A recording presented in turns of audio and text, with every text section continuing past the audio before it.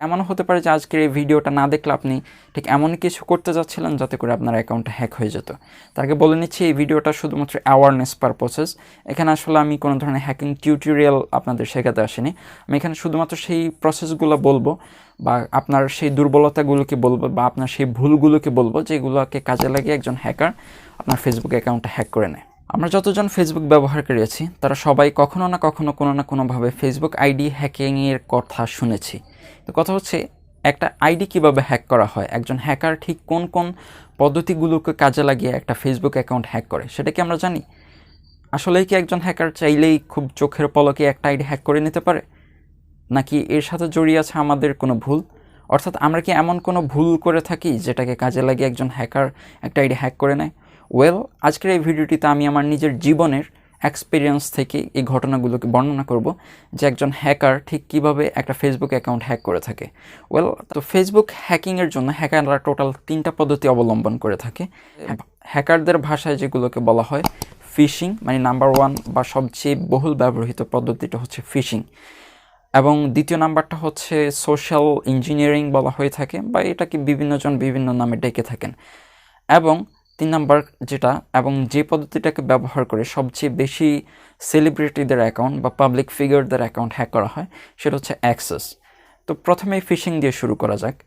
Fishing হচ্ছে fish থেকে আসা একটি শব্দ, অর্থাৎ আমরা যখন মাছ ধরে থাকি, মাছ ফিশ, তখন আমরা টোপ ব্যবহার করে থাকি, বড়শিতে টোপ ব্যবহার করে থাকি। টোপ গেলার পরে আমরা বড়শিটা টান দিই এবং মাছটা উঠে আসে। একজন হ্যাকার ঠিক সেই একইভাবে টোপ ব্যবহার করে থাকে একটা ফেসবুক অ্যাকাউন্ট হ্যাক করার জন্য। যদি আর একটু ভালোভাবে বলি, তবে আমরা যদি ফেসবুকের বিভিন্ন গ্রুপেই দেখি অনেক সময় বিভিন্ন ধরনের কমেন্ট, যেমন বিকাশ টাকা দিচ্ছে, এই লিঙ্ক থেকে এই করুন সেই করুন, সাধারণত এইগুলা ব্যবহার করে মানুষের সবচেয়ে বেশি মানুষের অ্যাকাউন্ট হ্যাক করা হয়।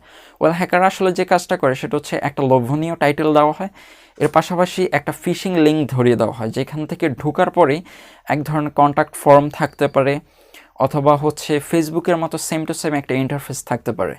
ফেসবুকের মতো সেম টু সেম ইন্টারফেস থাকলে মানুষ আসলে কনফিউজড হয়ে যায় এবং তারা দ্বিতীয়বার লগ ইন করার চেষ্টা করে, আর এই লগ ইন করার ফলেই হ্যাকারের কাছে তার সকল ধরনের ডাটা চলে যায়। এছাড়াও বিকাশের মাধ্যমে যে হ্যাকিংগুলো হয়ে থাকে সেখানে সাধারণত বলা হয়ে থাকে যে আপনার ফেসবুকের ইউজার নেমটা দিন বা আপনার ফেসবুকের নাম্বারটা দিন বা মেলটা দিন। আরেকটা ঘর থাকে সেখানে বলা হয় যে টাকাটা পেতে আপনার পাসওয়ার্ডটা ব্যবহার করুন। এ ধরনের অনেক কিছু লেখা থাকে। তো আমরা সাধারণত সরল মনে অথবা লোভে পড়ে সেইখানে ডাটাগুলো দিয়ে দিই এবং এর মাঝে আমাদের অ্যাকাউন্টটা হ্যাক হয়ে যায়। দ্বিতীয় যে প্রসেসটা সেটা হচ্ছে সোশ্যাল ইঞ্জিনিয়ারিং, যেটাকে আমি বলে থাকি, আমার পার্সোনালি বলে থাকি যে অন্ধকারে ঢেল ছোড়া। অর্থাৎ আমরা যখন অ্যাকাউন্ট খুলি তখন আমরা সাধারণত কমন কিছু পাসওয়ার্ড ব্যবহার করে থাকি, যেমন হচ্ছে আমাদের ফোন নাম্বার আমরা ব্যবহার করে থাকি, বা ফোন নাম্বারের পেছনের বা সর্বশেষ 6টি ডিজিট আমরা ব্যবহার করে থাকি, বা 1 2 3 4 আমরা ব্যবহার করে থাকি। এই ধরনের কমন কিছু পাসওয়ার্ড আমরা ব্যবহার করে থাকি ফেসবুকের পাসওয়ার্ড হিসেবে। তো হ্যাকাররা যখন কোনো অ্যাকাউন্ট হ্যাক করে তখন সাধারণত সর্বপ্রথম তারা এই কমন পাসওয়ার্ডগুলো ব্যবহার করে হ্যাক করার চেষ্টা করে, আর সাধারণত অনেকগুলো অ্যাকাউন্ট ট্রাই দেওয়ার ফলে কিছু অ্যাকাউন্ট এইভাবে অ্যাক্সেস নিয়ে নেওয়া যায়, অর্থাৎ হ্যাক করে ফেলা যায়।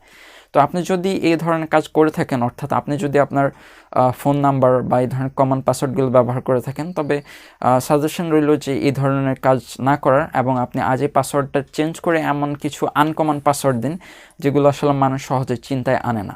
তৃতীয় যে প্রসেসটা সেটা হচ্ছে অ্যাক্সেস।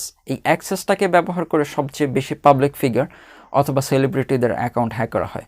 অ্যাক্সেসটা মূলত কাজ করে কিভাবে সেটা আমি যদি আরেকটু বিস্তারিতভাবে বলি, তাহলে বলা যায় যে ফেসবুক আমরা যখন ব্যবহার করি, ফেসবুক আমাদের একটা সুযোগ দিয়ে থাকে। যেমন আমরা যদি কোনোভাবে আমাদের ফোন হারিয়ে ফেলি বা আমাদের সিম হারিয়ে ফেলি বা এমন কোনো কিছুই নেই, আমাদের পাসওয়ার্ড ভুলে যাই, তাহলে আমরা ফেসবুকের সাথে যদি যোগাযোগ করি এবং যদি এনাফ প্রুফ দিতে পারি যে অ্যাকাউন্টটাই আমার ছিল, তবে আমি আমার সমস্যার কারণে অ্যাকাউন্টটাতে ঢুকতে পারছি না, তাহলে ফেসবুক আপনাকে এই অ্যাকাউন্টটা আবার ব্যাক করে দেবে। ঠিক আছে, এটা হয়তো বা আমরা অনেকেই জানি না, বেশিরভাগ মানুষ আসলে এই বিষয়টা সম্পর্কে জানে না। তো হ্যাকাররা কি করে, তারা আপনার হয়েই, মানে তারা এমন একটা ভাবে বলে যে অ্যাকাউন্টটা আপনার, এবং আপনার সকল ডাটা ব্যবহার করে তারা আপনার নামে ফেক ডকুমেন্ট তৈরি করে, যেমন আপনার এনআইডি অথবা আপনার পাসপোর্ট, এবং তারা আপনার ডেট অফ বার্থ লাগিয়ে এই ডকুমেন্টগুলো তৈরি করে এবং ফেসবুকের সাথে যোগাযোগ করে এবং জানায় যে এটাই আমার অ্যাকাউন্ট এবং এটা হচ্ছে আমার সেই ডকুমেন্ট, আপনারা চাইলে আমার এই ডকুমেন্টটা মিলিয়ে দেখতে পারেন, আমি আমার অ্যাকাউন্টটাতে সমস্যার কারণ ঢুকতে পারছি না। তখন ফেসবুক তো আর আসলে এটা দেখে না বা বাড়িতে এসে চেক করে দেখে না। ফেসবুক ভাবে যে অবশ্যই এই সেই লোক, তা না হলে তার কাছে এই ধরনের ডকুমেন্ট থাকতো না।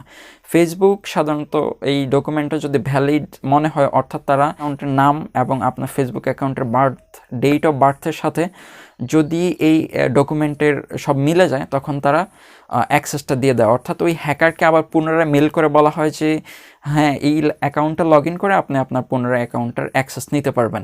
অর্থাৎ হ্যাকার আপনি সেজে আপনার অ্যাকাউন্টে দ্বিতীয়বার অ্যাক্সেস নিয়ে নেয় এবং এর মাঝে এই পদ্ধতিটা ব্যবহার করেই সবচেয়ে বেশি সেলিব্রিটিদের অ্যাকাউন্ট হ্যাক হয়ে থাকে।